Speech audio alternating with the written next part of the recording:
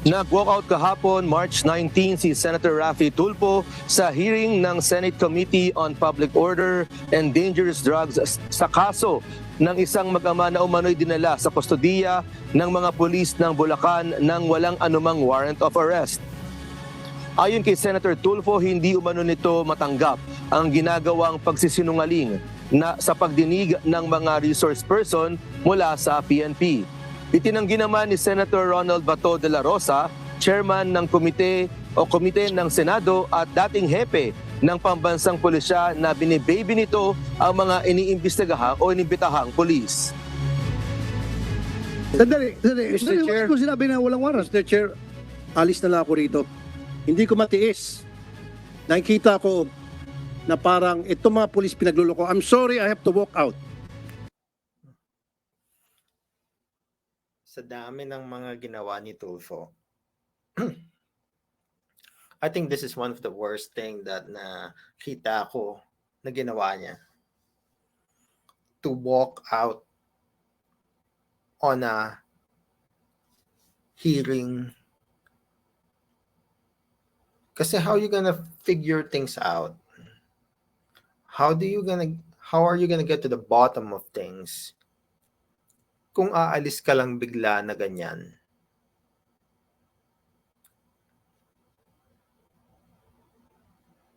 It's funny na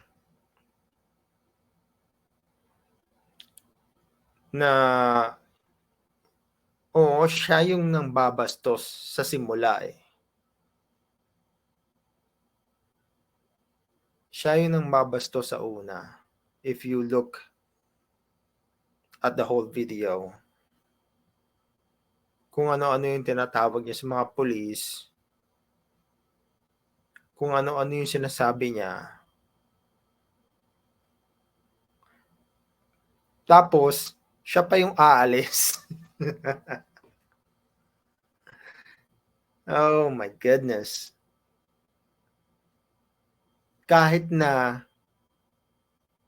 yung sinabi niya nga na yung sinabi niya na binibaby ni Senator Bato de la Rosa yung mga pulis, si Senator Bato naman,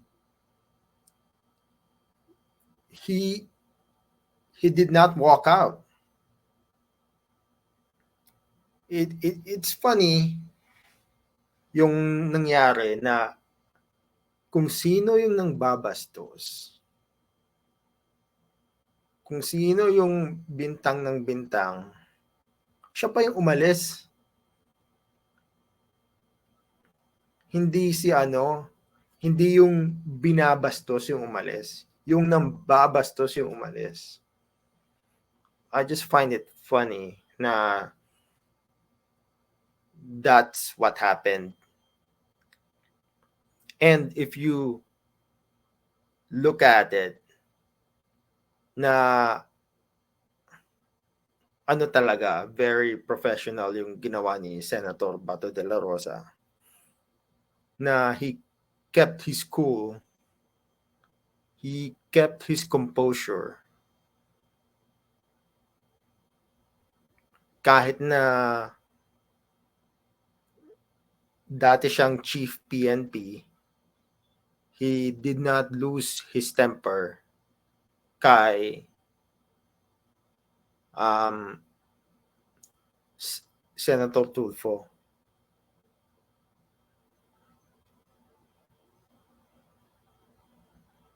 Kasi ang tindi nung nung simula eh. Yung mga pagbibintang niya eh. So,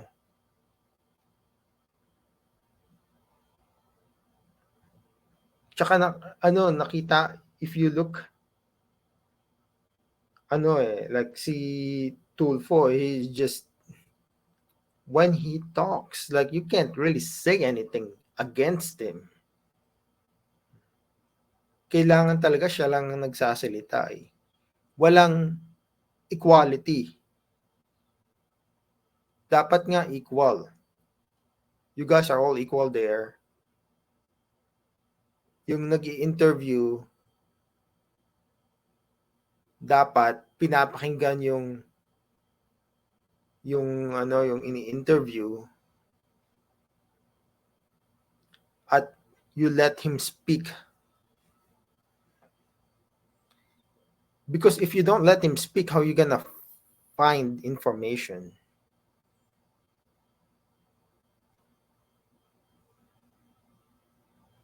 Kaya maganda, yung in the end, maganda talaga yung ginawa ni Senator Bato. Because even me, when you look at the news, when you look at the social media, when you look sa news, sa media, all the stuff that they say about police, especially dyan sa, kahit na dito kahit na sa US, ganun. In the Philippines, kahit na dito din sa US, is they are corrupt, they are dito sa US, that they are racist, they are corrupt, tsaka like they take advantage of their power. Pero to become a policeman, there's a lot of sacrifice that you have to make. Your lives is at stake.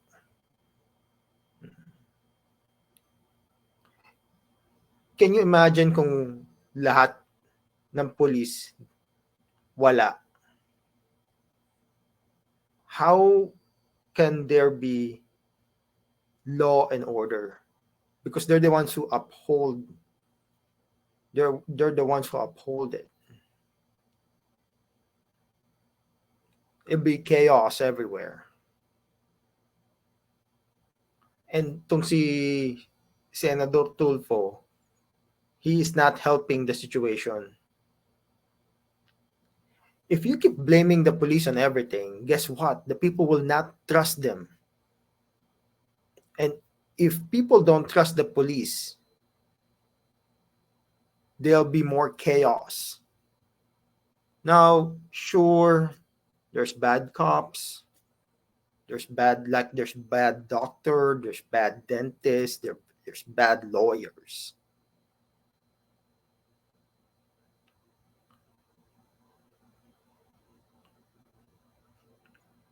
Pero yung mga ganun naman, yung mga all the bad cops out there, I'm sure natatanggal sila.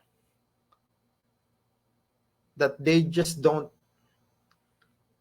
Because if somebody's corrupt, usually other people, like if somebody's not paying kunwari, mayaman, not paying their tax, usually the government will get at them.